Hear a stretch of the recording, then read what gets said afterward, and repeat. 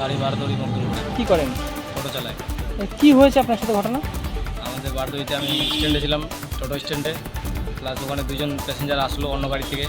আসার পরে নামলো, নামে বললো যে ভাই আমার বকুলতলা মোড়ে যাবো, 10 বস্তা চাল নিবো, নিয়ে আসি ফ্যাক্টরিতে রাখবে নলপুকুরে। এটা বললো, বলার পরে ভাড়া নিয়ে গল্প করলো। তো বললো যে কত নিবি? আমি বললাম যে 250 টাকা দিবি। 250 টাকা বলার পরে বললো ঠিক আছে চল। আসলো শিলিগুড়ি মোড়ে, শিলিগুড়ি মোড় থেকে নিয়ে গেলো উদয়পুরে। উদয়পুর থেকে আসলাম, এসে বলে বাস স্ট্যান্ডে চ। বাস স্ট্যান্ডে নিয়ে এসে নামালাম। ওরা দাঁড়ায় পেচ্ছাপ করলো। পেচ্ছাপ করার পরে একজন দাদা ওর মানে দুজন ছিল ওরা, ওদের সঙ্গে একজন বললো যে ভাই একটু ফোনটা দে তো, ফোন করি দোকানদারকে, চালটা কোথায় নেওয়া হবে। এটা বলার জন্য ফোন নিল। ফোন নিয়ে ও বললো কি দাঁড়া ভাই আসতেছি। আর একজন ছেলে আমার কাছে রাখে গেলো। রাখে যাওয়ার পরে ও ওদিক থেকে চলে গেছে। আচ্ছা, মানে যে কথা বলছিল সে ফোন নিয়ে চলে যায়। হ্যাঁ। আর আরেকজনকে তারপরে কি করলা? ওকে তারপরে আটকে রাখলাম। ওকে বললাম যে দাদা ও কোথায় গেল? তো ও বলে কি আসতেছে, দোকানে গেছে। তো ওর কথা শুনে আমি দাঁড়ালাম কিছুক্ষণ দাঁড়ানোর পরে দেখি যে নাই ও। তো আমাদের ওখানকারই কয়েকটা ছেলেবেলে এখানে থাকে, দোকানদারি করে, মোবাইলের দোকান আছে। তো ওদের দাদাদেরকে বললাম, বলার পরে ওরা বললো যে কই ছেলেটা? তো ওকে নিয়ে আসলাম ওর দোকানের সামনে, নিয়ে এসে ওখানে বসা রাখলাম।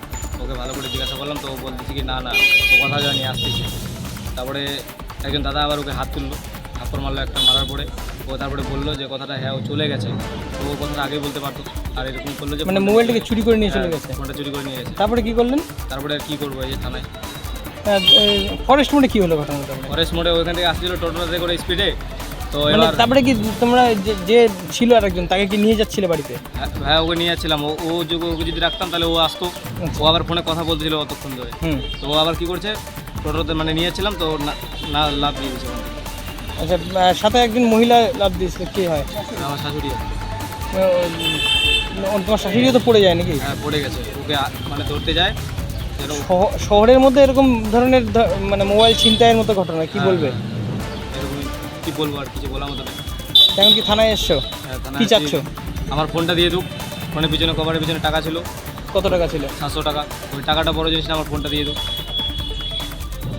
তোমাদের বাড়ি কোথায়? বাড়ি বারদৌড়ি মকদুমপুরে।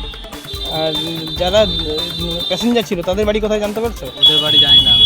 ওরা তো প্যাসেঞ্জার, ওরা তো অন্য গাড়িতে নামে আমার গাড়িতে বসলো। বললো কোথা থেকে উঠেছিল প্যাসেঞ্জার? মোড় থেকে। বারদৌড়ি মোড় থেকে উঠেছিল। বকুলতলা মোড়ে আসবে বলে।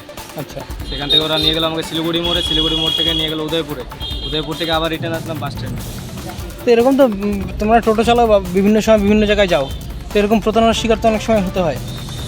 আমি তো জানি না যে এরকম হবে না, তো সেই ক্ষেত্রে কি করা উচিত মনে হচ্ছে? আমার কথা হচ্ছে যে ওদেরকে ধরে নিয়ে আসে শাস্তি দেওয়া উচিত। শাস্তি দেওয়া উচিত। প্লাস যেন এরকম আর কারোর সাথে না হয়। তাহলে কী করবো, কী করে চলবে? মোবাইলটা পেয়েছেন? না প্রাইস মোবাইল কোথায় গেল? মোবাইল নিয়ে একজন ভেঙে গেছে, আর একজনকে ধরে হচ্ছে যাওয়া হচ্ছে, নিয়ে যাচ্ছে ঠিকানা জানবো, জানে তারপরে মোবাইলটা হচ্ছে আনবো। কিন্তু উনি এখানে হচ্ছে পুলিশ দেখে তো ফরেস্ট করে ঝাঁপ দিয়ে দিল। এমন ঝাঁপ দিল আমাকে নিয়ে আমার এটা হাতে লাগছে, মাথায় খুলে গেছে। সাইড করে না গাড়িটা, সাইড করে না গাড়িটা, সাইড করো। আপনার নাম কি দিদি?